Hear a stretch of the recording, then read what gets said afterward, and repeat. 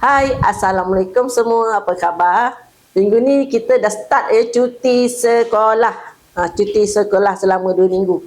Pada ibu ayah yang bercuti tu, selamat bercuti. Pada cikgu, selamat bercuti ya. 2 minggu cuti sekolah ni. Pada mak-mak yang menghantar anak sekolah tu pun, selamat bercuti, beristirahatlah kita selama 2 minggu. Hari ni Cik Ani nak berkongsi satu lagi kuih tradisional ya. Kuih bahulu. Bahannya mudah sahaja. Kalau kita beli kan banyak. Dekat pasar raya, tepi-tepi jalan pun banyak kuih. Tapi kalau kita buat tangan sendiri lagi berpuas hati. Anak-anak pun seronok. Makan panas-panas. Silap hari bulan. Tak dan nak simpan. Kena buat 2 adunan lagi sekali. Okey, jom. Saya tunjukkan bahan untuk kita buat kuih bahulu. Kita ada tepung gandum.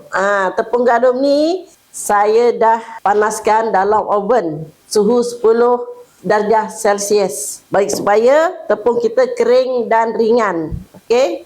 Ini gula 10 biji, telur ayam grade B, dan kita ada baking powder. Tepung ni kita nak ayak.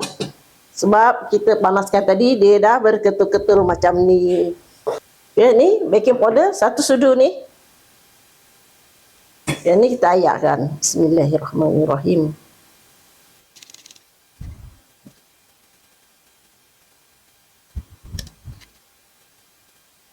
Okey, dah siap. Tepung kita ayak macam ni. Kita masukkan gula dalam mangkuk kita. Mangkuk besar ni ya. Bismillah. Telur ayam. Okey, sekarang telur dan gula ni kita pukul sehingga dia putih dan gebu ataupun sehingga dia kembang.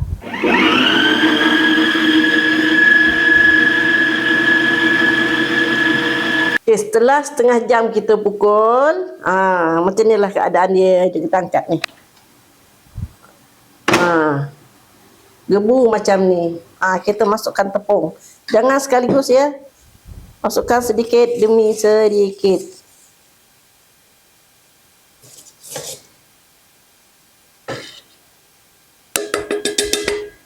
Nampak ni? Macam ni. Tadi dalam mangkuk kan. Adunan dia macam ni ya. Di sini saya ada 2 acuan ya. 1 belimbing dan 1 cermai. Jadi kita nak panaskan acuan ni dulu. Tapi terlebih dahulu kita sapukanlah minyak. Sapukan minyak. Okey. Acuan ni kita panaskan selama 10 minit. Suhu dia 180 darjah Celsius ya. Okey, kita nak adunan kita ni meleleh-leleh. Kita masukkan dalam mangkuk ni ya.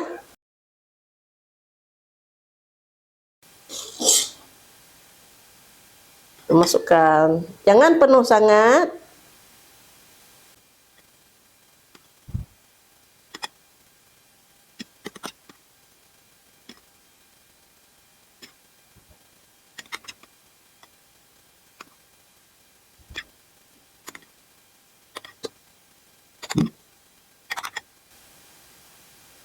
Okey, kita bakar dengan suhu 200 darjah Celsius. Api atas bawah ya, selama 15 minit. Okey, dah pun masak. Tu dia. Okey, dah masak. Kita tengok. Bismillahirrahmanirrahim.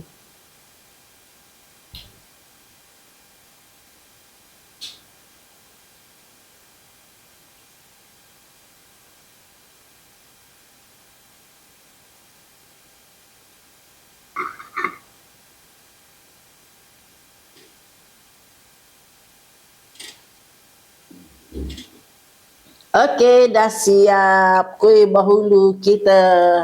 Ni bahulu belimbing. Ini macam ni rupa dia. Yang satu ni bahulu cermai. Bulat-bulat.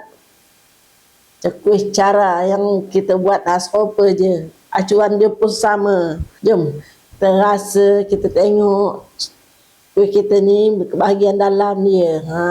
Macam tu. Gebu.